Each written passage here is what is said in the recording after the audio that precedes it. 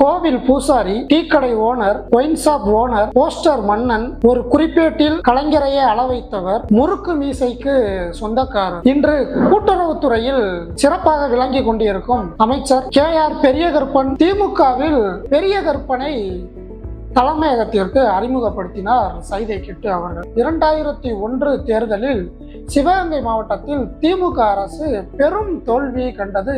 அதற்கு அடுத்து வரும் தேர்தலில் கண்டிப்பாக வெற்றி பெற வேண்டும் என்று அயராது பாடுபட்டார். 2006 இவர் வெற்றி பெற்ற கையோடு அமைச்சர் எனும் அரியாசனத்தில் பெரிய கருப்பன் அவர்களை அமர வைத்தது திமுக அரசு. அதன் விளைவாகவே 2016 தேர்தலையும் பெரிய கருப்பன் அவர்கள் தான் வெற்றி பெற்றார். மீண்டும் 2021 அதே தொகுதியில் அவர் வெற்றி பெற்றதோடு அப்பொழுது அவருக்கு ஊரக வளர்ச்சித்துறை அமைச்சர் பதவி வழங்கப்பட்டது. பின்காலத்தில் அதை மாற்றி கூட்டுறவுத்துறை அமைச்சராக இன்று வலம் வந்து கொண்டிருக்கிறார்.